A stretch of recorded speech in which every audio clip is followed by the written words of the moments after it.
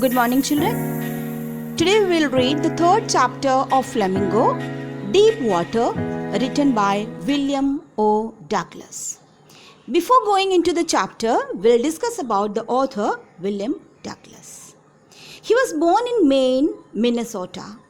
After graduating with a Bachelor's of Arts in English and Economics, he spent 2 years teaching high school in Yakima. However, he got tired of this and decided to pursue a legal career. He met Franklin D. Roosevelt at Yale and became an advisor and friend to the president.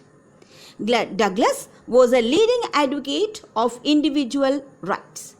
He retired in 1975 with a term lasting 36 years and remains the longest serving justice in the history of the court. Deep Water is taken from Of Men and Mountains by William O. Douglas. This chapter reveals how, as a young boy, William Douglas nearly drowned in a swimming pool. In this essay, he talks about his fear of water and thereafter how he finally overcame it. This autobiographical part of this selection supports his discussion of fear. A first-person narration of the personal experience and account of the steps taken to overcome it make the essay quite interesting. Okay, now let's go deep into the chapter Deep Water. William O. Douglas recalls a misadventure of his childhood. It happened when he was 10 or 11 years old. He had decided to learn to swim. There was a swimming pool at the YMCA in Yakima which was very safe. It was only 2 or 3 feet deep at the shallow end and 9 feet deep at the other. The drop was gradual and he got a pair of water wings and went to the pool. He hated to walk naked into water and show his very thin legs. The author had developed an aversion to water when he was 3 or 4. His father had taken him to the beach in California. They stood together on the surf enjoying. The waves knocked him down and swept over him. He was buried underwater. His breath was gone. He was frightened.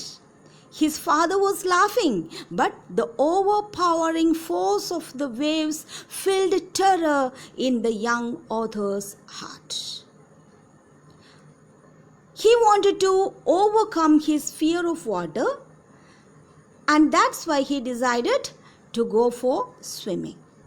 Unpleasant memories were revived when he went to the YMCA pool for the first time. Childish fears were stirred, but soon he gathered confidence. He watched other boys paddling on water with their water wings. He tried to learn by imitating them. He did this 2 or 3 times on different days. He was just beginning to feel comfortable in water when the misadventure happened. What's a misadventure? When he went to the pool one day, there were no one else. So he sat on the side of the pool to wait for others. Shortly afterwards, a big boy, a boxer, came. He was probably 18 years old and had beautiful muscles on his legs and arms. He called the author Skinny and asked him how he would like to be plunged in water. Before he could answer, the boxer boy picked Douglas and threw him, and unfortunately, into the deep end of the pool. He struck water in a sitting position. He swallowed water and at once went to the bottom. He was frightened but did not lose his wits. He made a plan, a strategy. He would make a big jump when his feet hit the bottom. He would come to the surface of the water like a cork, lie flat on it and then paddle to the edge of the pool. But those 9 feet appeared more than 90 feet to him. Before he touched the bottom, his lungs were ready to burst. When his feet hit the bottom, he made a great jump upwards, but he failed to reach the surface at once. He came up very slowly, and his eyes came out of water, and then nose came out of water, but not his mouth. He moved around his legs on the surface of water. He swallowed water and choked. He tried to bring his legs up, but they hung as dead weights. And once again, he went down to the bottom of the pool. He was shrieking underwater because terror seized him. He was paralyzed underwater, but his heart and the pounding in his head told him that he was still alive. But he did not forget his strategy. When he hit the bottom, he jumped with his full might.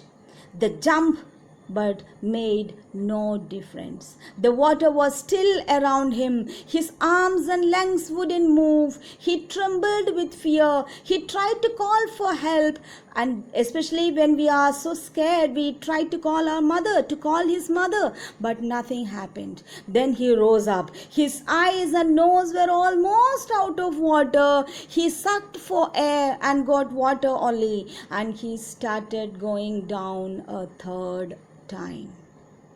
Then all his efforts ended and he relaxed. A blackness swept over his brain and wiped out terror. Now, no terror, no panic. He felt drowsy and wanted to sleep in the open arms of his mother. He gave up all his attempts. He forgot everything. When he came to his senses, he found himself lying on his stomach beside the pool, vomiting. The boy who had thrown him to the water, he was saying, "I was just kidding." Someone said that the kid had nearly died. Then those people took him to the locker room for his dress. Today we'll stop it here. We'll continue the chapter tomorrow. Thank you.